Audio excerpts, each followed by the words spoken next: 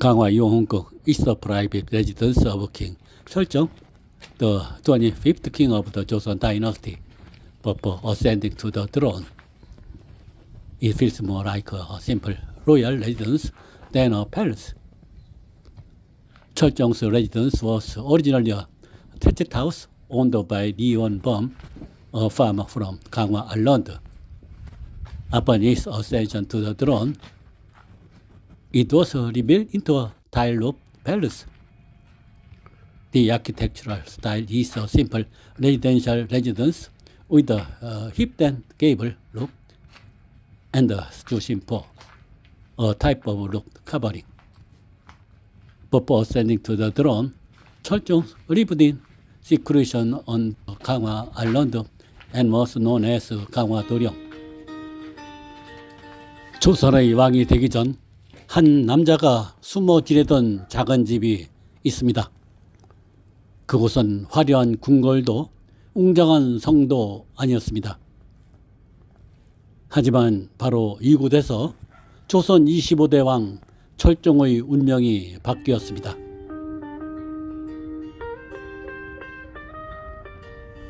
강화도 한복판에 자리한 소박한 왕의 집 용흥궁의 숨겨진 이야기를 지금부터 알려드리겠습니다.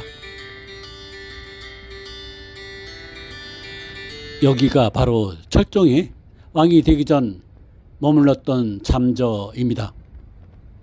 겉으로 보기엔 평범한 기와집 같지만 이 안에는 조선 후기의 정치적 격변과 한 인간의 드라마가 담겨 있습니다. 철종이 즉위 후 강화유수 정지세가 1853년 지금의 건물로 새롭게 지으며 용흥궁이라는 이름이 붙여졌습니다. 이후 1903년 이재순이 다시 중건하여 현재의 모습이 유지되고 있습니다. 현재 용흥궁에는 안채인 내전, 사랑채인 의전, 별전, 철종이 살던 집터를 기념하는 비각인 잠저국이 비각과 같은 건물들이 남아 있습니다.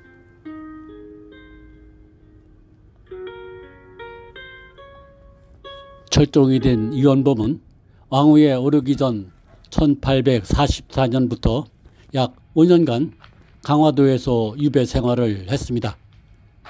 그의 집안은 조부 2인 부친 이광까지 무려 37년 동안 강화에서 귀양살이를 했기 때문에 철종에게 강화는 단순한 유배지가 아니라 삶의 대부분을 보낸 고향 같은 곳이었습니다.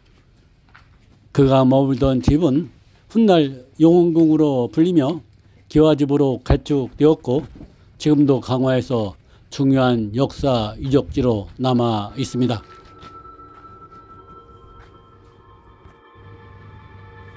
강화에는 지금도 강화도령 첫사랑길이라는 산책 코스가 있습니다. 이 길은 철종이 강화에서 마음을 나누었던 봉이라는 소녀와의 풋풋한 사랑 이야기를 바탕으로 만들어졌다고 합니다. 철종과 봉이의 사랑 이야기는 강화 지역에서 전해 내려오는 설화적 성격의 이야기며 실제 역사 기록보다는 민간 전승에 가까운 형태로 남아 있습니다. 철종은 왕위에 오르기 전 강화에서 청년 시절을 보냈고 이때 동네 처자였던 봉이와의 사랑을 나누었다고 전해집니다. 철종은 강화에서 가난한 나무꾼처럼 살던 청년이었고 봉이는 순박하고 마음씨 고운 동네 소녀였습니다.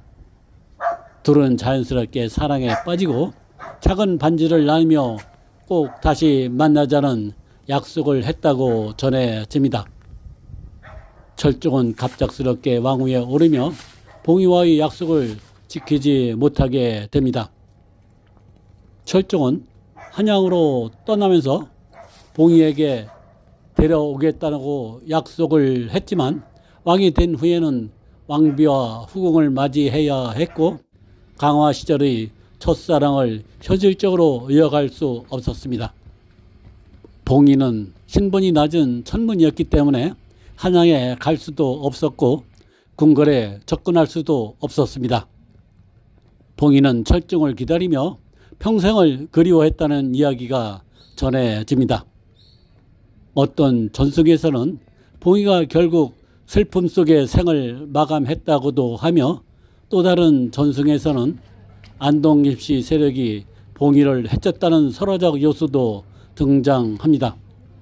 이 부분은 역사적 사실이라기보다는 민간에서 덧붙여진 비극적 이야기의 전개에 가깝습니다. 철종이 왕이 된 뒤에도 봉이를 잊지 못해 궁중의 진수성찬보다 강화에서 봉이와 함께 먹던 밴댕이를 더 찾았다는 이야기도 전해집니다.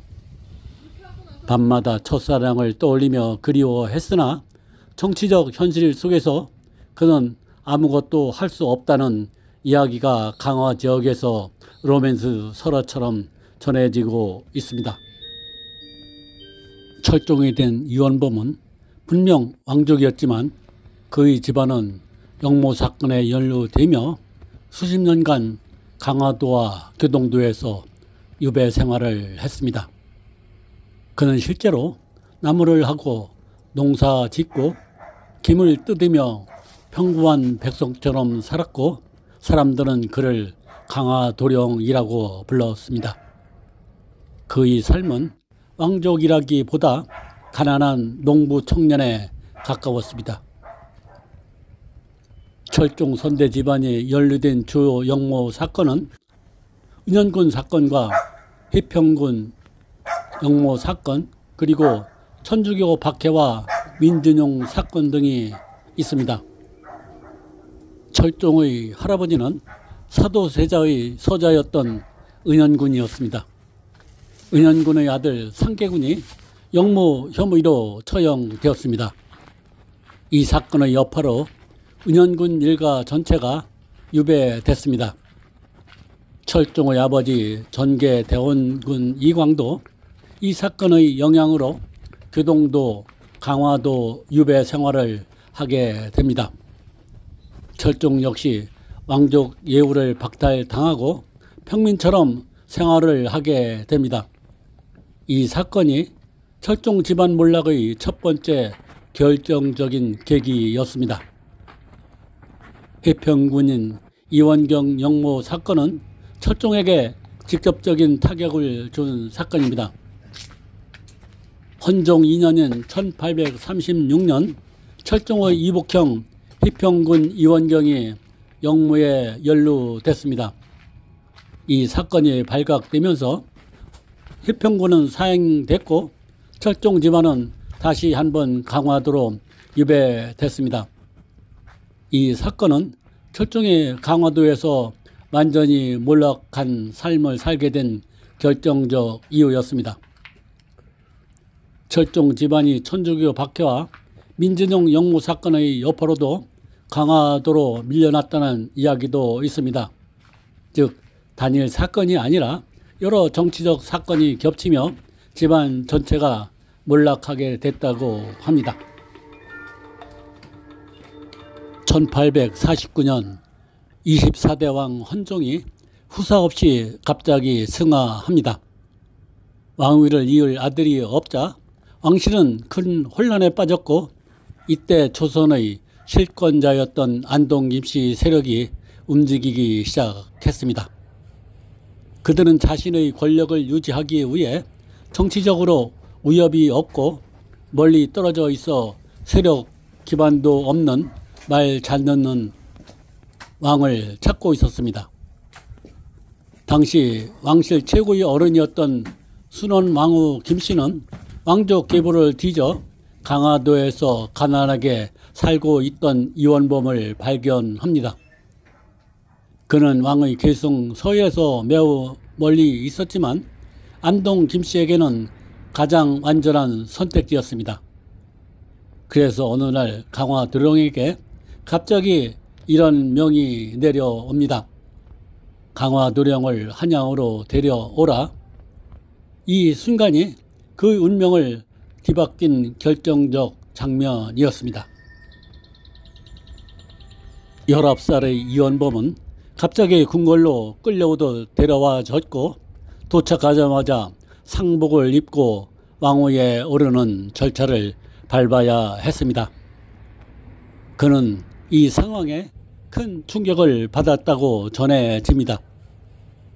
궁궐 예법도 모르고 글도 제대로 배우지 못했고 정치 경험은 전혀 없었고 심지어 왕이 되는 이유도 몰랐던 청년, 그야말로 궁궐에서 가장 멀리 있었던 사람이 하루아침에 왕이 된 순간이었습니다. 철종이 즉위한 뒤에도 실권은 온전히 안동 김씨가 쥐고 있었습니다. 인사권도 없고 정책 결정권도 없고 심지어 왕의 일상까지 이척들이 통제를 하였습니다.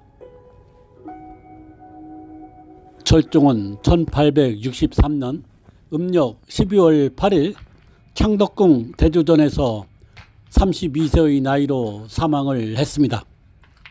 철종은 평소 건강이 좋지 않았고 잦은 병치레를 했으며 말년에는 급격히 쇠약해졌다고 합니다. 학계에서는 지병 악화로 인한 자연사로 보고 있습니다. 철종은 직계 아들이 없었습니다. 원자 융둔이 있었지만 일찍 죽었기 때문에 후사가 끊긴 상태였습니다. 이때 왕실 최고 어린이였던 신정왕후 조씨가 움직입니다. 신정왕후 조씨는 효몽세자인 이익종의 빈이자 왕비, 헌종의 어머니, 고종의 양어머니, 그리고 조선 후기 정치의 흐름을 바꾼 대왕 대비였습니다. 조씨는 1809년 한성에서 출생, 본관은 풍양 조씨, 아버지는 풍원 부원군인 조만영입니다. 풍양 조씨는 순조 헌종 시기 일척으로 강력한 정치 세력을 형성했던 가문이었습니다. 1830년 남편 효명세자가 요절하면서 신정황후는 세자빈 왕대비 대왕대비로 빠르게 신분이 변화합니다. 1834년 아들 헌종이 즉위하면서 신정왕후는 왕대비가 됩니다. 이 시기 조정은 순원왕후 안동 김씨와 풍양 조씨 두 외척 세력이 치열하게 경쟁하던 때였고 신정왕후는 풍양 조씨의 중심 인물이었습니다. 1849년 헌종이 후사 없이 즉자 왕실은 먼 종친인 철종을 왕으로 세웠습니다. 이때 신정왕후는 대왕 대비가 되어 왕실 최고 어린이 됐습니다. 철종 시기에는 안동 김씨가 전국을 장악했기 때문에 신정왕후의 영향력은 제한적이지만 그녀의 진짜 전성기는 철종 사후에 찾아옵니다. 1863년 철종이 승하하자 왕의 계산권은 매우 복잡한 상황이었습니다. 이때 왕실 최고 어른인 신정왕후가 직접 왕을 선택합니다. 그녀가 선택한 인물은 흥선대원군의 둘째 아들 12살로 훗날 고종이 된 이재왕이었습니다. 이 결정은 조선 정치의 흐름을 완전히 바꿉니다. 신정왕후의 수렴 첨정이 시작됐고 흥선대원이 실권을 장악하여 개혁 정치를 전개합니다.